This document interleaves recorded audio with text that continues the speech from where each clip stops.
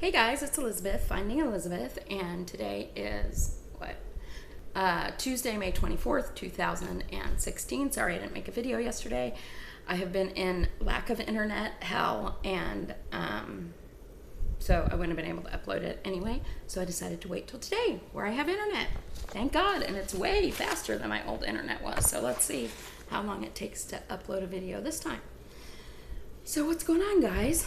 I missed all your videos. I wasn't watching videos either because I was running data off my cell phone. And I just looked to see between not having internet, being in Nashville, being in Arkansas, I have like 1 million videos to watch. I'm so excited. So, did I say it's my week 110 week 110 post-op vertical sleeve gastrectomy update? 110? That's crazy. That's almost as crazy as today. I had this realization that in like 3 weeks, my son's going to be 20. 20. Yeah, I don't know how that happened.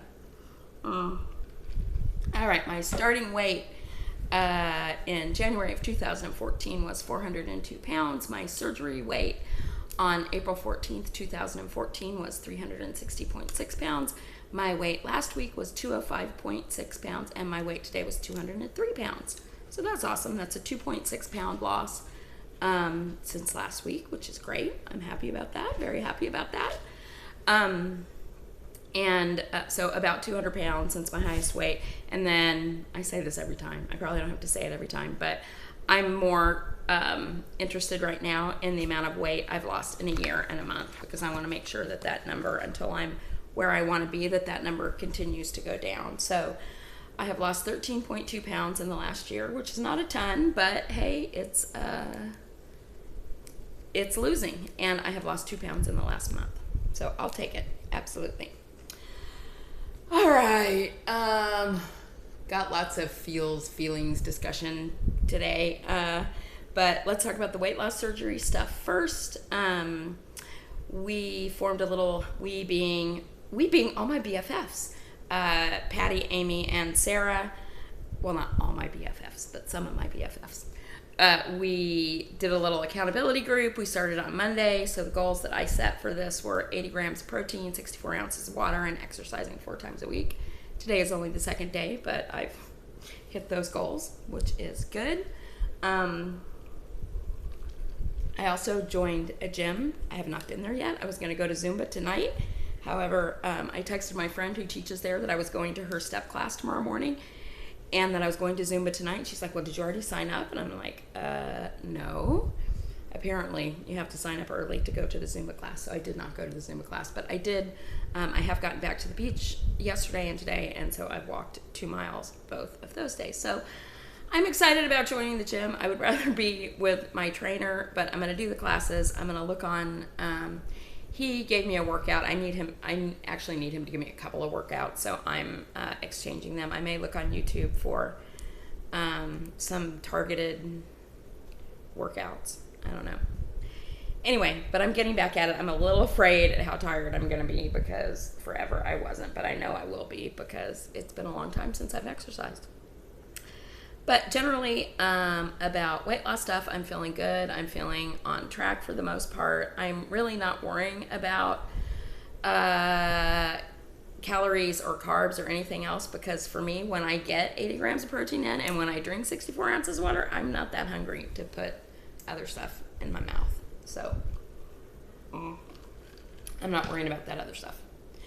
So if you joined us on Sunday, we did The Naked Truth, where I was the guest and Patty was the host, and then Kirk was a surprise co-host. It was really a lot of fun, and I want to appreciate you. I want to thank everybody who sent in questions and who sent me such lovely notes. But the one thing that I want to bring up that's weight loss surgery related, and you probably know what this is if you watch, was something that Kirk brought up during the middle of the show. The question was related to body dysmorphia. And I said, really, I don't have, I think I had body dysmorphia pre-op because I thought that I looked fine at 402 pounds. I would look in the mirror and think, oh, you look fine. You don't look that fat. Now I look at pictures and see that that's, not so much. But I said that now, I'm not one of those people who feels like I'm looking in the mirror and it's a stranger that I feel like I look pretty good. And Kirk sort of called me out on that and mentioned that at WLSFA in Nashville, he saw and heard me sort of holding back a lot and making statements about other people being more attractive or not being able to like hold a candle to them or whatever. And that was interesting because I had actually noticed something similar myself. Friday night I went out and I was getting ready to go out and I felt super, super cute. And I was like, wow, I didn't feel that way at all when I was at WLSFA. And Kirk brought it up in the context of comparing ourselves and our journeys to other people.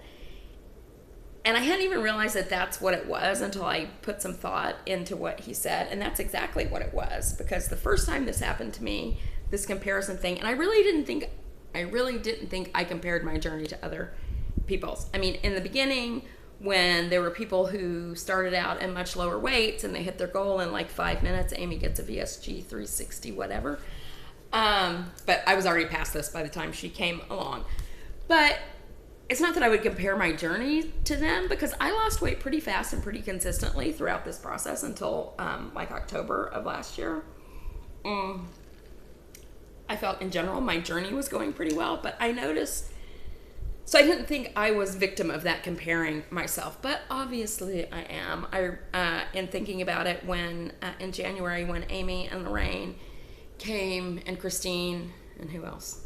Amy's sister came to visit, and you know, I don't know what it is about weight loss surgery patients and always wanting to strip off all their clothes, but they were doing that. And I was looking at them and before then I had been fine about my loose skin and kind of where I was at. Then I saw them and then I found myself for the first time being self-conscious about my loose skin and thinking, okay, maybe I do need to get plastic surgery. I mean, obviously I need to get plastic surgery, but it sort of moved up on the priority list if I wasn't so afraid of it. And then it's true I know this makes Patty totally uncomfortable, but being friends with Patty, I do sometimes still feel like, even though I feel very attractive for the most part for my age, it's like I still feel like the non-attractive friend when I'm with her. And that's all about me. It has nothing to do with her. Yeah, so anyway, it really surprised me that Kirk brought this up because honestly, I didn't think he was paying that much attention. But he was paying attention.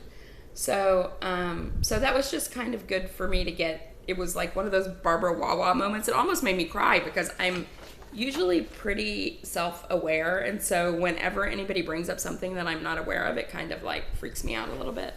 But so anyway, I don't even know why I'm talking about it. I just thought it was interesting. I'm taking his feedback in, and if I do it at the next meet and greet, he's going to throw white wine in my face, so I'm going to try not to do that. Okay. All right, that's my weight loss surgery stuff. What about my like real life stuff? Because that's mainly, I don't know, that feels like mainly what it is these days is real life stuff. So I have found I was going pretty non-stop since around the 20th of April. I was helping my boyfriend move from San Diego to New Hampshire, right on the tail end of that, and he left, and there were still lots of things to do after he left that I did. I got home from San Diego the last time Friday afternoon. I left to go to Arkansas Saturday morning. I hadn't been home all week, so I had my own life stuff that I had to do. Got to Arkansas for the film festival, and that was like going to, I mean, like 10 to 12 hours a day. It was really intense work, and then went right to Nashville. So I had been pretty much just going nonstop since before he left. So I fly back last Monday, and I am walking into baggage claim in LA, and I get a text from him, and I immediately break down in tears at 50 years old in baggage claim at LAX, because it just suddenly hit me that I was coming back here and he wasn't going to be here. And I think when I was going, I don't know, why am I not looking at the camera today? I don't know. All right, anyway. that I realized I was going to be coming home and my life was going to be going back to normal and he wasn't going to be here. And so that made me a little sad. And what I found over the last week that I've been home is that I've really been sort of staying focused in a fear place. I think I may have mentioned before that I don't know what you call it, because it's not a religion. I think they call it a spiritual psychological practice or whatever. Course in Miracles, if you're familiar with Course in Miracles and Marianne Williamson. I read that a lot. I listen to her lectures a lot. It's very helpful to me. And the primary premise, one of the primary premises behind A Course in Miracles is that every action is either coming from love or coming from fear.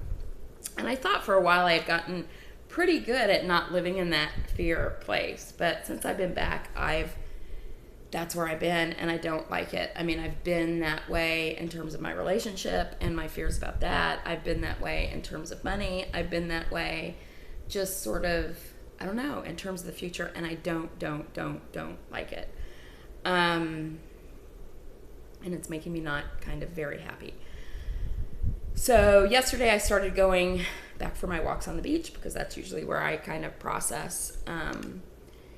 And that was hard and sad for a variety of reasons, but I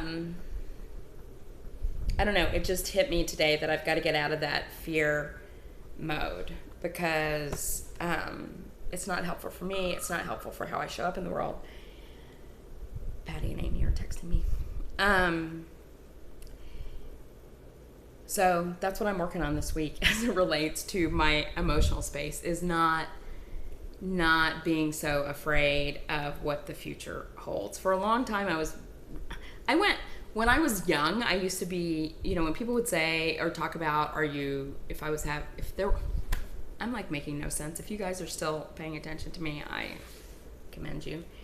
Anyway, I had a lot of hard times when I was younger, things that were very difficult. And sometimes in therapy or whatever, people would ask if I was suicidal.